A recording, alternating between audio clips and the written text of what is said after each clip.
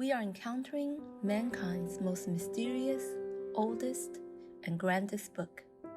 We might ask, who is its author? When was it written? What else do we know about the author? What is the theme of this book? Are the stories fictional or true?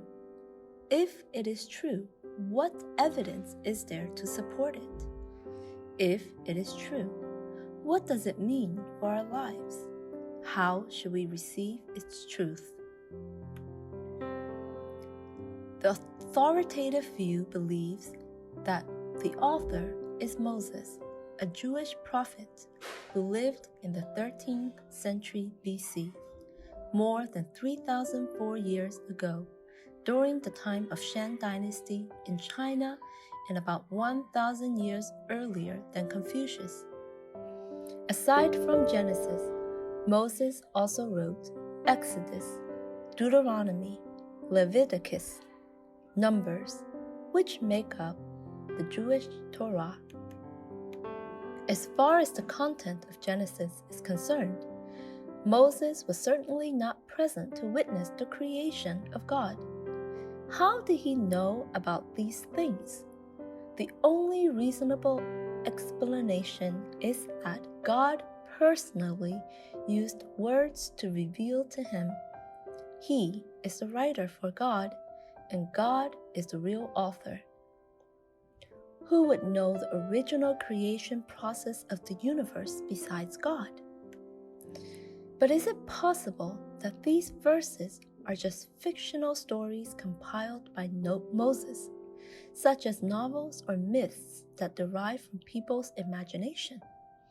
Therefore, when we encounter Genesis, we must do one thing, which is to examine who we are and ask, what kind of worldview do we have? This is the starting point for us to read Genesis.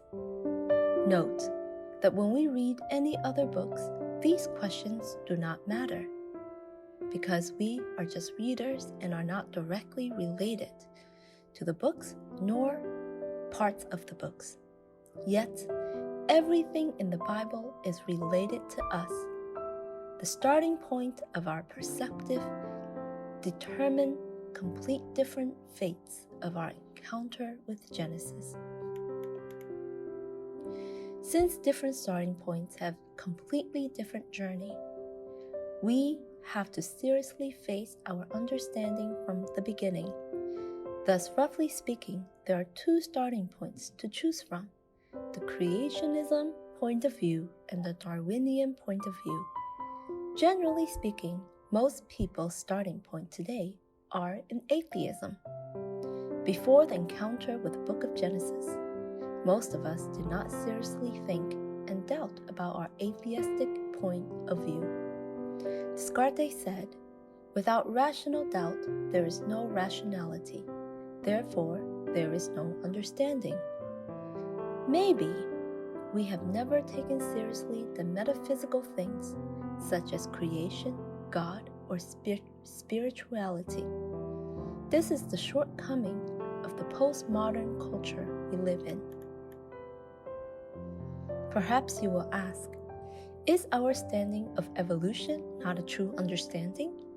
No, because evolution has not been rationally suspected and reflected upon. Why would you say so?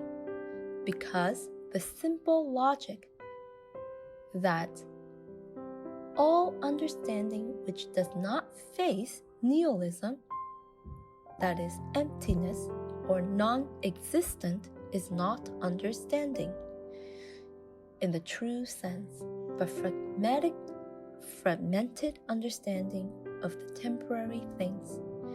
In other words, evolution is just a chain of existence from existence to existence.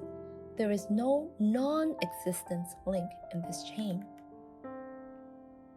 Yet, the first revelation Genesis gave men is that the existent must have the courage and wisdom to face nothingness, because God created everything from nothingness. God revealed to us a to Romans 8, all things are still under emptiness until the day of revelation.